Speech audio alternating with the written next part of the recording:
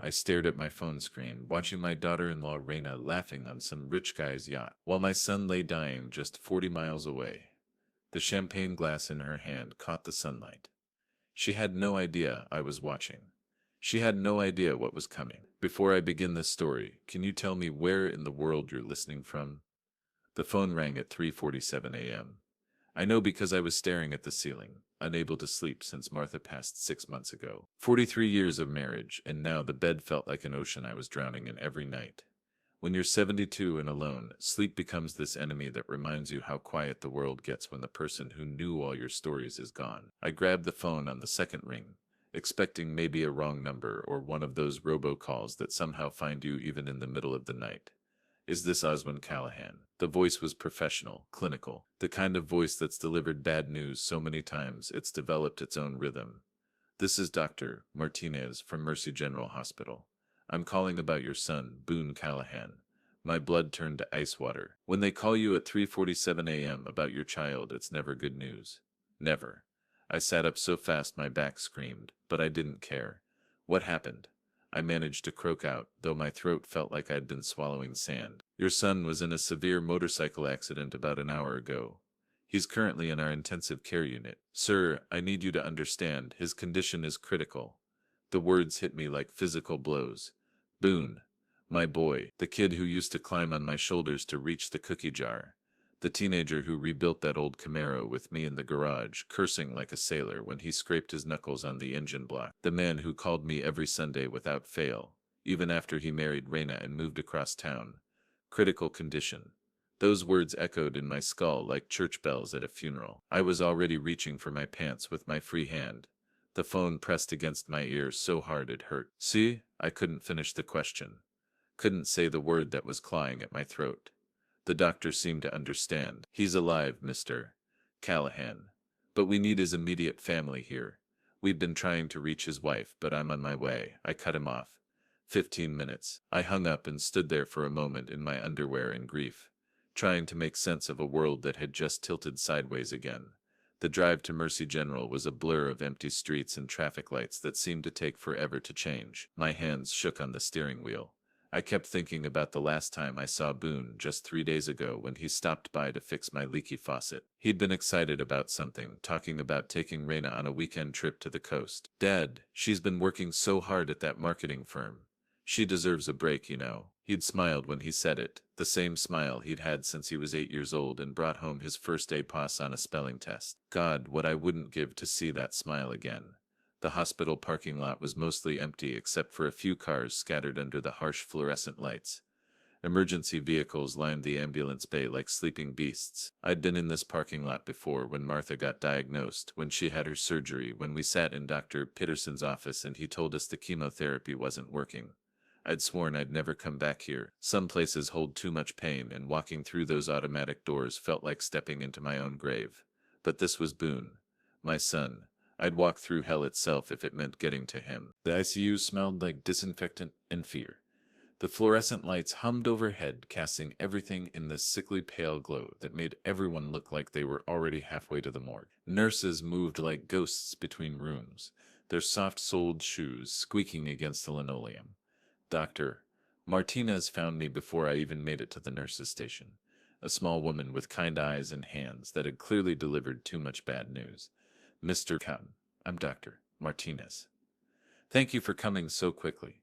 She gestured toward a small conference room off the main hallway. Let's talk. We sat down at a table that had seen too many conversations like this one. The plastic chairs creaked under our weight. Dr. Martinez opened a manila folder and spread out x-rays and charts like she was dealing cards in some deadly game. Your son suffered severe head trauma, multiple rib fractures, a punctured lung, and significant internal bleeding. We've stabilized him for now, but the next 24 hours are critical. She pointed to the x-rays, showing me the fault lines running through my son's skull like cracks in a sidewalk. We've induced a medical coma to reduce brain swelling. The neurologist will want to speak with you about. Can I see him? I interrupted. Everything else could wait. The medical jargon, the prognosis, the decisions that would need to be made, all of it could wait.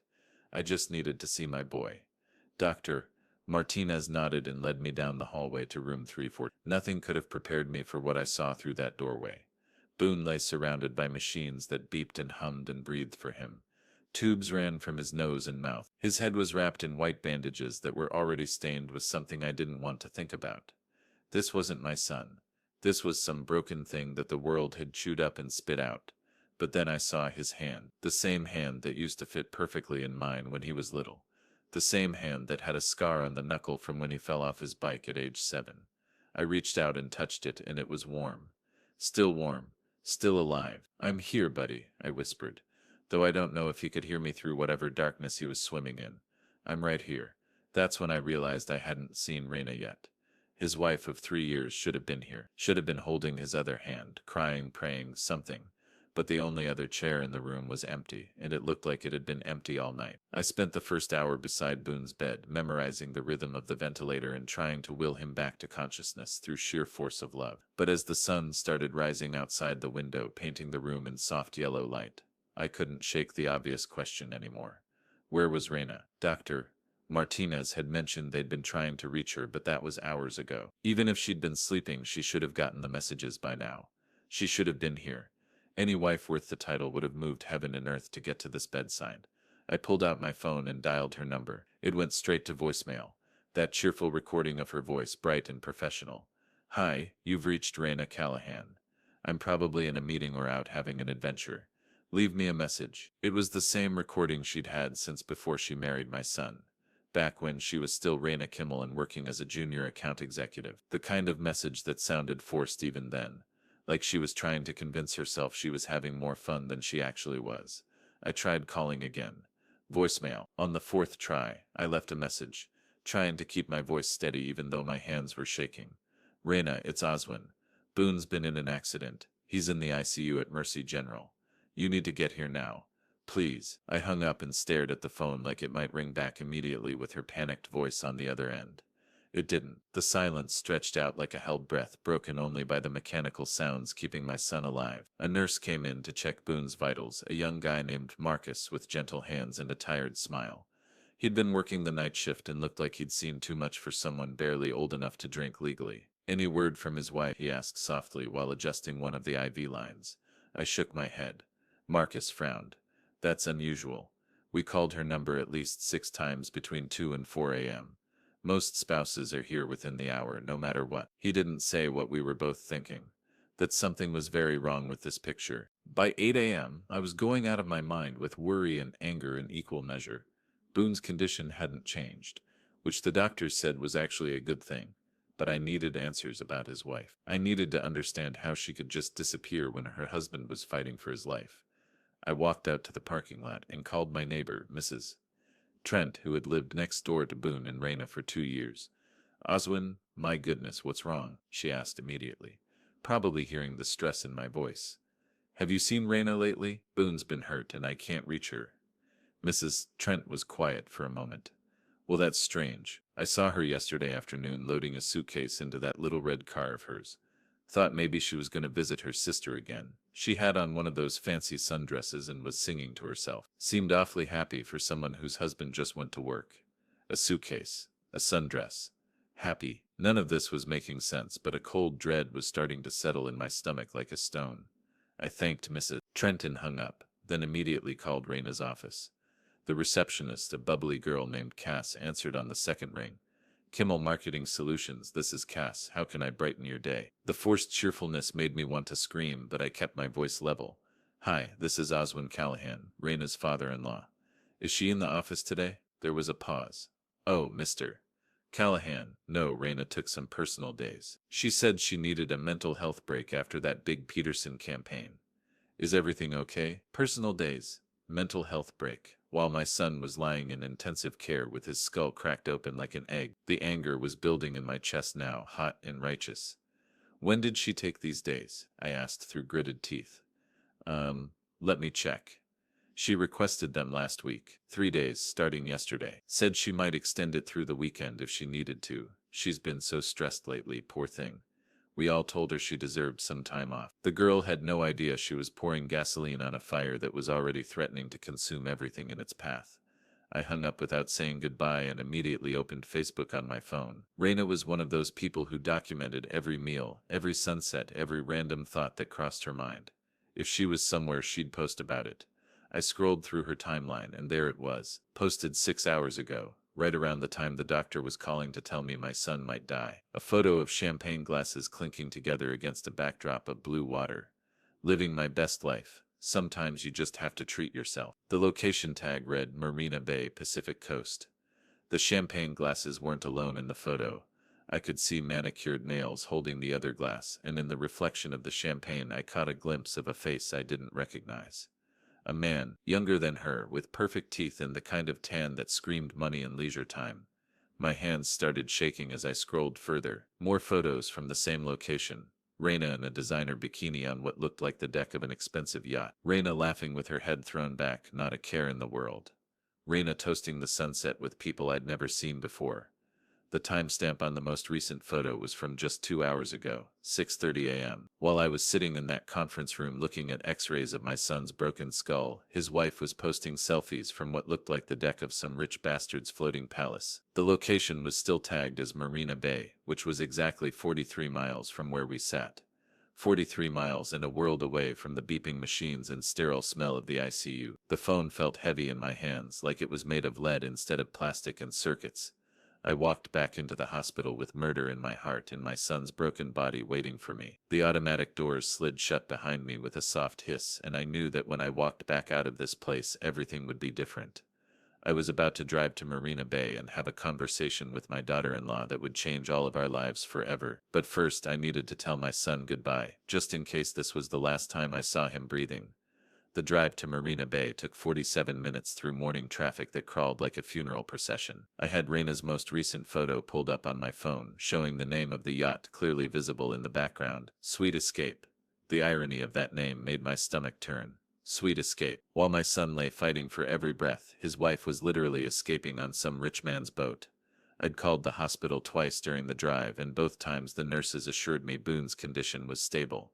"We'll call immediately if anything changes, Mr. Callahan." They were probably getting tired of my calls, but I didn't care. Marina Bay was the kind of place where money went to show off.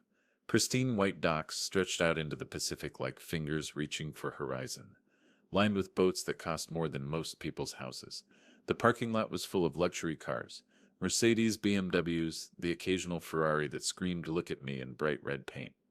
I felt out of place in my 15-year-old Honda, but anger has a way of making you feel bulletproof. I parked as close to the main dock as possible and started walking, checking boat names against the photo on my phone. I found the Sweet Escape tied up at Dock 7, and it was everything I'd expected and worse. The yacht was massive, at least 60 feet of gleaming white fiberglass and chrome that probably cost more than I'd made in my entire 40-year career as a high school shop teacher. The deck was spacious enough to host a small wedding, with plush seating areas and what looked like a fully stocked bar. Music drifted across the water, some pop song I didn't recognize, but that sounded expensive. The kind of music rich people played when they wanted to feel young and dangerous. I could hear laughter before I saw them. Raina's laugh, specifically, that high-practice sound she made when she was trying to impress us Mun. It was different from her real laugh, the one I'd heard maybe 3 times in the 4 years I'd known her. This was her performance laugh, the one she used at Boone's work parties when she was networking or trying to charm a potential client. I walked up the gangplank without invitation, my footsteps echoing on the metal grating like gunshots. The scene that greeted me on the deck was like something out of a movie about people I'd never wanted to meet. Raina was stretched out on a chaise lounge in a bikini that probably cost more than my mortgage payment, her skin already golden from hours in the sun. A champagne flute sat in a holder beside her, and she was laughing at something the man next to her had said. He was exactly what I'd expected from the reflection in the champagne glass, mid-30s, perfectly groomed, wearing swim trunks that looked like they'd never seen actual swimming, just posing by expensive pools. There were 4 other people on the yacht, all of them young, all of them beautiful in that artificial way that comes from personal trainers and cosmetic procedures. They looked like the cast of one of those reality shows Martha used to hate watch, where everyone was rich and terrible and somehow made millions of dollars being rich and terrible on television. Empty champagne bottles littered the deck, along with the remains of what looked like an expensive catered breakfast. These people had been partying all night while my son fought for his life. Raina saw me before I said a word. Her face went through a series of expressions in quick succession: confusion, recognition, guilt, and then something that looked almost like defiance. She sat up quickly, nearly knocking over her champagne glass. How did you? She looked around at her companions like they might somehow explain my presence or make me disappear. The man next to her, who I assumed owned this floating monument to excess, looked at me with the kind of casual disdain rich people reserve for unwelcome interruptions. Boone's in the hospital, I said simply. My voice came out calmer than I'd expected, which seemed to make the words hit harder. He's been in intensive care since 4 this morning. Motorcycle accident. They've been trying to reach you. The effect on Raina was immediate and telling. Her face went white, then red, then white again. Her mouth opened and closed like a fish gasping for air. But she didn't jump up. She didn't scream or cry or demand to know if he was okay. She just sat there, calculating. My phone's been on silent, she said finally, which was the worst possible response she could have given. Not "oh my God, is he okay?" or "we have to go right now." Just an excuse about her phone being on silent. The rich man beside her shifted uncomfortably, probably realizing he'd stumbled into some serious family drama. "Maybe we should give you some privacy," he said, standing up and gathering his expensive swim trunks around his expensive ego. "Raina, text me later, okay?" "No," I said, surprising myself with the authority in my voice. "Actually, you should all hear this." I turned to look at each of them in turn, these beautiful, useless people who had been partying with my son's wife while he lay dying. This woman's husband is fighting for his life right now. He's 29 years old and he might not make it through the day. But instead of being at his bedside, she's here drinking champagne and posting selfies. The group looked at Raina with expressions ranging from shock to disgust. Even rich people apparently had limits. Raina finally found her voice, and it came out sharp and defensive. "You don't understand, Oswin. Things between Boone and me have been complicated lately. I needed some space to think. Space to think. My son was in a coma with his skull cracked open, and his wife needed space to think. The rage I'd been holding back finally broke free, hot and clean and righteous. Get your things," I said quietly. "You're coming with me to the hospital. Now." She looked around at her new friends, perhaps hoping one of them would offer to rescue her from this uncomfortable situation. None of them did. Even rich people know when someone has crossed a line you can't come back from. The ride back to the hospital was silent, except for the sound of Raina crying quietly in the passenger seat. But they weren't the tears of a worried wife rushing to her husband's bedside. They were the tears of someone who'd been caught, someone who knew their carefully constructed world was about to collapse. I kept my eyes on the road and my hands on the steering wheel, afraid that if I looked at her, I might say something that couldn't be taken back. We were 20 minutes from the hospital when she finally spoke, and her words changed everything I thought I knew about my son's marriage. "He doesn't love me anymore," Raina said quietly, her voice barely audible over the hum of the engine. We were stopped at a red light just 5 miles from Mercy General, and I could see the hospital towers in the distance like a beacon calling us home. I didn't respond immediately because I was afraid of what might come out of my mouth. This woman had just spent the night partying while my son lay dying, and now she wanted to talk about love. The light turned green, and I pressed the gas pedal harder than necessary. "What did you just say?" I finally managed, though I'd heard her perfectly. Sometimes when people say something so fundamentally wrong, you need them to repeat it just to confirm they actually said it out loud. Raina wiped at her mascara with the back of her hand, smearing black streaks across her sun-flushed cheeks. "Boone doesn't love me anymore, Oswin. He hasn't for months. Maybe longer. I can see it in the way he looks at me, like he's trying to figure out who I am, or how I got there." The rational part of my brain wanted to dismiss this as self-serving bullshit designed to justify her behavior. But there was something in her voice, something broken and small, that made me listen despite every instinct telling me to shut her out. "That doesn't excuse what you did," I said carefully. "Even if things were bad between you two, he's your husband. You made vows." She laughed, but it was the sound of something tearing rather than joy. "Vows. Right. You want to know about vows, Osman?" I pulled into the hospital parking lot and found a space near the emergency entrance. I turned off the engine but didn't get out immediately. Something told me this conversation was important, that it might be the key to understanding how we'd gotten to this point. "Tell me," I said, though I wasn't sure I wanted to hear it. Raina turned to face me fully for the first time since I'd found her on that yacht. Her eyes were red from crying, but there was a clarity in them that I hadn't seen before. "Your son married me because I was pregnant," she said simply, "and I lost the baby 6 weeks after the wedding." The words hit me like a physical blow. A baby. A grandchild I'd never known about, never even suspected. I felt my hands start to shake on the steering wheel. "When?" I asked, though my voice came out as barely more than a whisper. When was this? She looked out the window at the hospital, and I could see her gathering the courage to tell me the rest of the story. 3.5 years ago. Right before you met me, actually. Boone was terrified to tell you and Martha about the pregnancy because he thought you'd be disappointed in him. He was only 25, still trying to figure out his life, and suddenly he was going to be a father. She paused to wipe her eyes again, but he was also excited. God, Osmond, he was so excited. He bought baby books and started reading parenting blogs. He painted what would have been the nursery this soft yellow color because we didn't want to know the sex. I remembered that room in their house, the one they called the guest bedroom, even though it never seemed to have guests. Boone had mentioned painting it once, said something about wanting to brighten up the space. I'd never questioned why a guest bedroom needed to be painted sunny yellow, but now it made perfect sense. A nursery.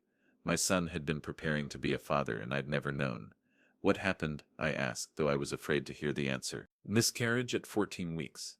We just started telling people, just start making plans. Boone had called his boss to talk about paternity leave.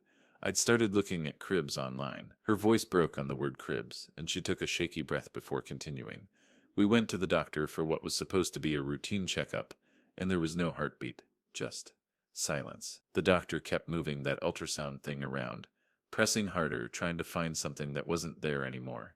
The picture was starting to come together, and it was uglier and more complicated than I'd imagined. So you got married for the baby, and then there was no baby, she finished. But we were already married, already living together, already trying to build a life around something that no longer existed. Do you know what it's like to be married to someone who looks at you and sees the ghost of the child you couldn't carry to term? I didn't answer because I couldn't. Martha and I had tried for years to have another baby after Boone. 3 miscarriages, 2 failed adoption attempts, countless nights of holding each other and crying about the children who would never come home. I knew exactly what it was like to see ghosts in your spouse's eyes. Boone never said anything about this, I said finally. Not to me, not to Martha. We had no idea. Raina laughed bitterly. Of course he didn't. Your son is just like you, Oswin. He keeps his pain locked up so tight it's a wonder he can breathe. We sat in silence for a moment, both of us staring at the hospital where Boone lay fighting for his life. That still doesn't justify the yacht, I said, though my anger had cooled to something more like sadness. I know, she said quietly. I know it doesn't. But I've been drowning for 3 years, Oswin. Drowning in a marriage that started for the wrong reasons and never found its way to the right ones. Last night I just wanted to feel like someone actually wanted me around. Not because they felt obligated or guilty, but because they chose me. And the man on the yacht? I asked, though I wasn't sure I wanted to know. Derek. I met him at a client mixer 2 weeks ago. He's everything Boone isn't: confident, successful, uncomplicated. When he invited me on his yacht for the weekend, it felt like a lifeline. A chance to be someone other than the woman who couldn't give Boone the family he wanted. She looked at me directly, and I saw something in her eyes that looked like truth. I wasn't planning to leave Boone. I was just taking a break from being his disappointment. I wanted to hate her. It would have been easier to hate her, to make her the villain in this story and move on. But sitting there in that parking lot, looking at this broken woman who'd been married to my equally broken son for 3 years of mutual disappointment, I found I couldn't summon the rage anymore. He's going to live, I said firmly, though I had no way of knowing if that was true. And when he wakes up, you two are going to have to figure out if there's anything left worth saving. She nodded and reached for the door handle. I'm scared, Oswin. I'm scared he won't wake up, and I'm scared of what happens if he does. I understood what she meant. Sometimes the hardest part isn't facing the crisis, it's dealing with what comes after. We walked toward the hospital entrance together, 2 people carrying secrets and regrets and the weight of a young man's life hanging in the balance. But as we approached those automatic doors, my phone rang with a number I recognized. Dr. Martinez, and her voice, when I answered, changed everything again. Mr. Callahan, you need to get here immediately. Dr. Martinez said, and I could hear the controlled urgency in her voice that doctors use when they're trying not to panic the family. Boone's condition has deteriorated. We need to discuss some critical decisions. The phone felt slippery in my hand as Raina and I broke into a run across the parking lot. Critical decisions. In hospital speak, that meant someone was about to ask me to choose between different ways of watching my son die. We found Dr. Martinez waiting by the ICU nurses station, with 2 other daughters I hadn't met before. A neurosurgeon, and what looked like an anesthesiologist. The kind of medical team that assembles when someone is running out of time. The swelling in Boone's brain has increased significantly, Dr. Martinez explained as she led us toward his room. We've tried medication, but it's not responding. We need to consider surgical intervention to relieve the pressure, but I have to be honest with you, it's extremely risky. Through the window of room 314, I could see that more machines had been added to the collection, keeping my son alive. The numbers on the monitors meant nothing to me, but I could tell from the way the nurses moved around his bed that something had changed. There was an urgency that hadn't been there before, a sense that time was running out faster than anyone had expected. "What are the risks?" I asked, though I was afraid to hear the answer. "Doctor," Martinez pulled out a tablet and showed me a brain scan that looked like a roadmap to hell. "Surgery could relieve the pressure and potentially save his life, but given the extent of the trauma and the location of the swelling, there's a significant chance he could suffer permanent brain damage. We're talking about potential changes to his personality, memory, motor function. He might not be the same person he was before." She paused to let that sink in. "There's also about a 30% chance he wouldn't survive the surgery at all. The mathematics of grief are cruel and precise. 30% chance of death during surgery. Unknown percentage chance of permanent disability if he survived. 100% chance of death if we did nothing." I looked through the window at Boone, trying to calculate which version of losing my son I could live with. Raina stood beside me, still in her yacht clothes that smelled like champagne and sunscreen and other people's money. "What would you do if it was your son?" I asked Dr. Martinez. She was quiet for a long moment. "I can't make that choice for you, Mr. Callahan, but I can tell you that without surgery, the pressure in his brain will continue to build. We estimate you have maybe 6 hours before." She didn't finish the sentence, but she didn't need to. 6 hours. Less time than it had taken me to find his wife partying on a yacht while he fought for his life. "I need to see him first," I said. "Before I decide anything, I need to sit with him." Room 314 was quieter than before, which somehow made it more terrifying. The machines still beeped and hummed, but there was something different in the rhythm, something that sounded like counting down. I pulled the chair close to Boone's bedside and took his hand. It was still warm, still the same hand that had built model airplanes with me on Sunday afternoons when he was 12. "I don't know what to do, buddy," I whispered. "I don't know how to choose." Raina stood at the foot of the bed, looking at her husband like she was seeing him for the first time. "Tell me about the baby," I said quietly, not looking at her. "Tell me about my grandchild." She was quiet for so long I thought she wasn't going to answer. Then, in a voice barely above a whisper, she started talking. "We found out on a Tuesday. Boone cried when he saw the positive pregnancy test. Happy tears, you know. He called in sick to work and we spent the whole day driving around looking at houses in better neighborhoods.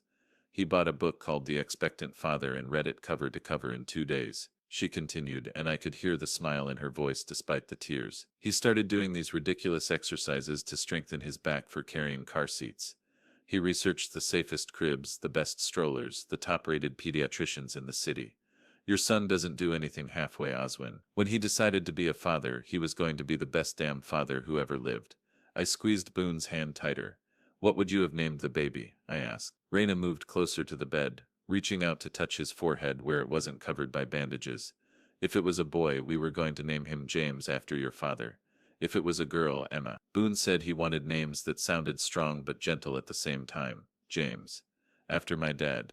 The father who'd taught me how to fix engines and throw baseballs and treat people with dignity even when they didn't deserve it." "He never told you about the miscarriage because he was protecting you," Raina said suddenly.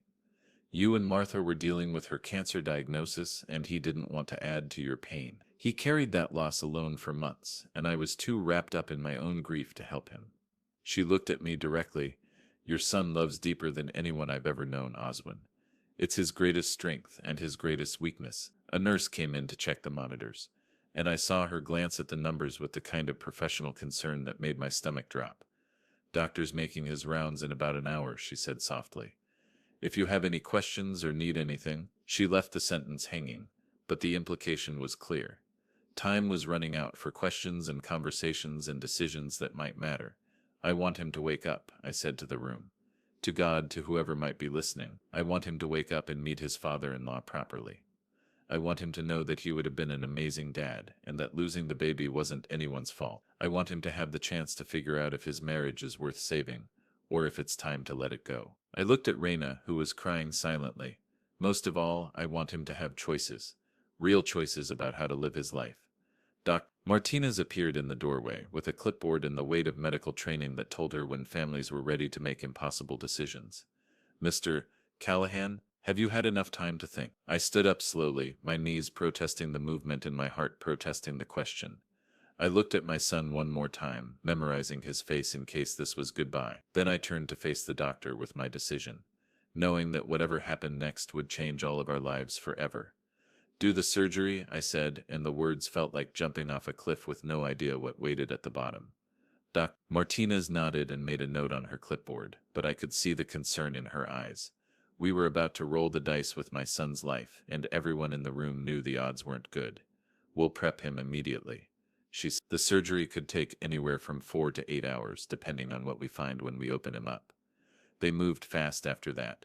Boone was wheeled out of room 314, surrounded by medical personnel who looked like they were heading into battle. I got to touch his hand one more time before they disappeared behind the surgical suite doors, and I whispered, "I love you, buddy," even though he couldn't hear me. Then Raina and I were alone in a waiting room that smelled like industrial coffee and other people's fear, settling in for what might be the longest day of our lives. The waiting room had that timeless quality that hospitals perfect, fluorescent lights that made everyone look sick, chairs designed by someone who'd never had to sit in them for 8 hours straight, and a television permanently tuned to a news channel that cycled through the same stories every 30 minutes. Raina sat across from me, still in her yacht clothes but somehow looking smaller now, like the gravity of the situation was finally weighing her down to normal human size. "Tell me about when you first met," I said after we'd been sitting in silence for an hour. I needed something to distract me from calculating how much of Boone's skull they were cutting open, and I realized I'd never heard the real story of how they'd gotten together. Raina looked surprised by the question, but after a moment she smiled. The first genuine smile I'd seen from her since finding her on that boat.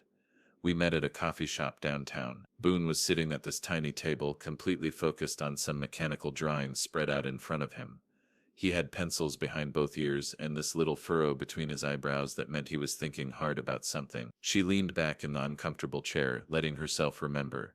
I was having the worst day. My boss had just screamed at me in front of the entire office because a client pulled out of a campaign. I ordered this ridiculously complicated drink, just to feel like I had some control over something.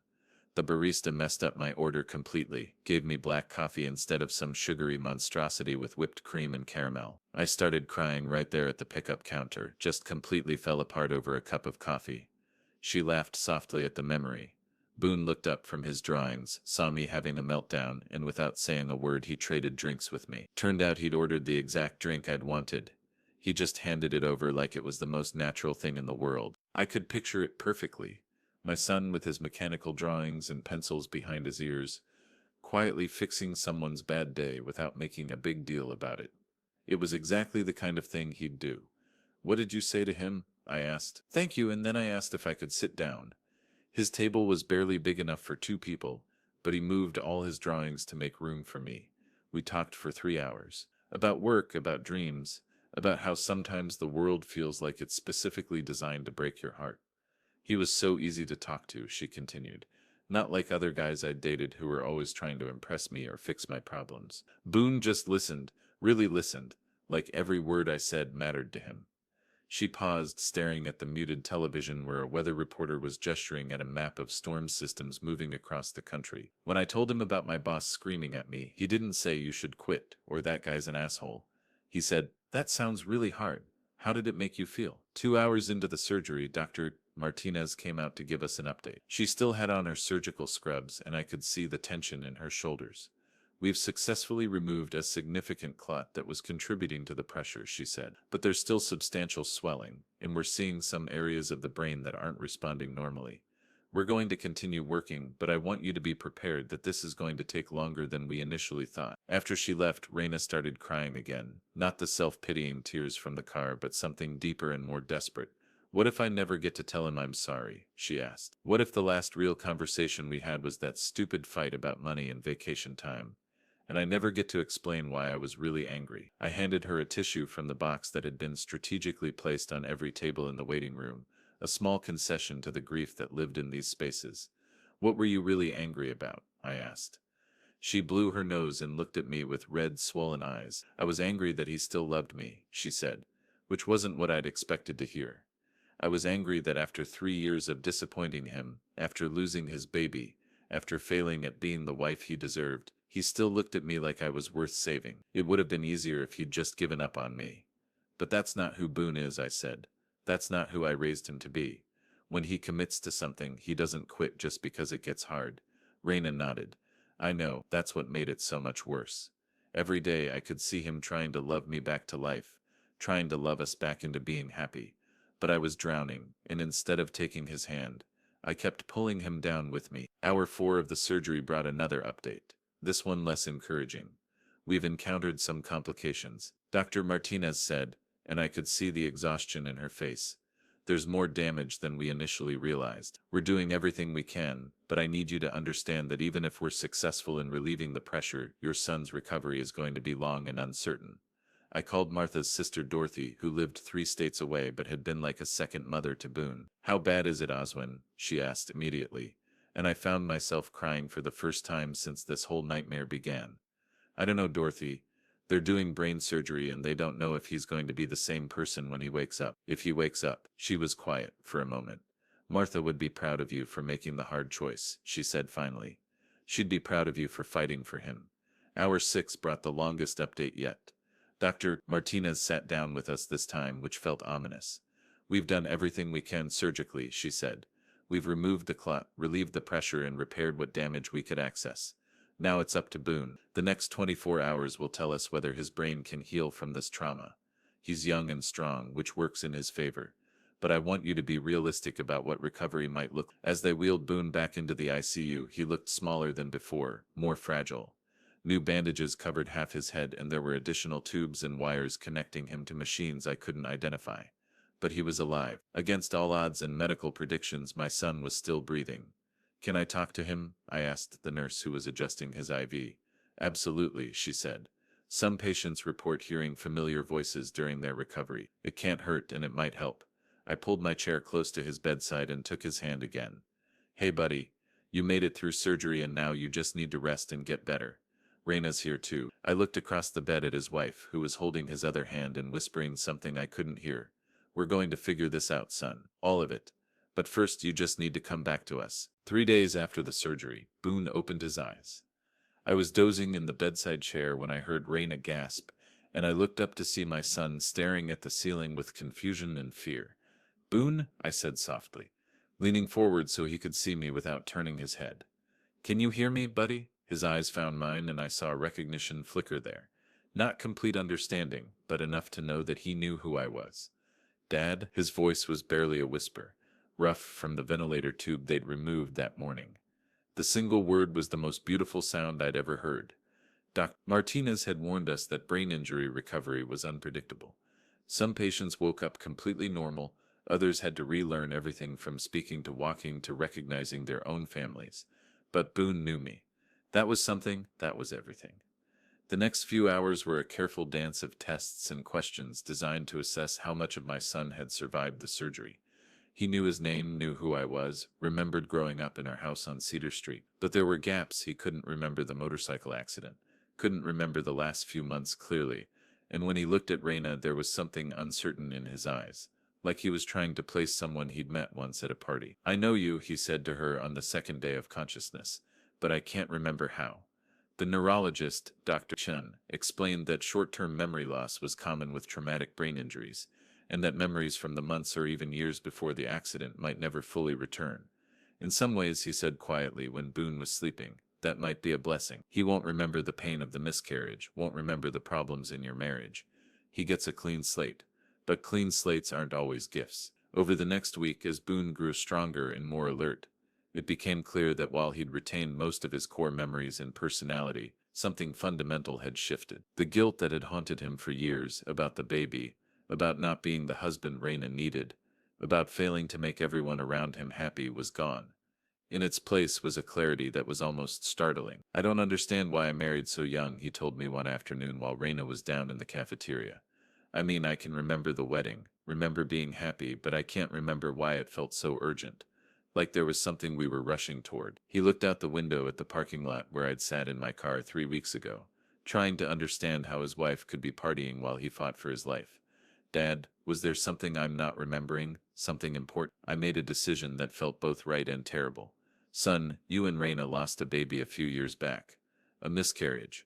You got married because she was pregnant, and then I watched his face carefully. looking for signs that the information was triggering some deeper memory. Instead, he just looked sad in a distant way, like hearing about strangers who'd suffered a loss. That explains some things, he said quietly. Poor Raina. That must have been devastating for her. The lack of personal pain in his voice told me everything I needed to know. The trauma of losing his child, the guilt of marrying for the wrong reasons, the years of trying to love someone back to happiness. All of it was gone, locked behind damaged neural pathways that might never reconnect. Boone retained the capacity for empathy and kindness, but the specific grief that had shaped his marriage no longer existed for him. When Raina came back from the cafeteria, she took one look at our faces and knew we'd been talking about her. You told him, she said, and there was relief in her voice rather than anger. I told him about the baby, about why you got married, I confirmed. She sat down in the chair she'd been occupying for 2 weeks straight, looking at her husband like he was a puzzle she was finally starting to understand. I don't remember being a father, Boone said gently. I don't remember losing a child. I know it happened because Dad told me, and I can see in your face that it's true, but I don't feel it. Does that make sense? Raina nodded, tears streaming down her face. It makes perfect sense, she said. And maybe that's okay. Maybe that's what we both need, a chance to figure out who we are without all that pain.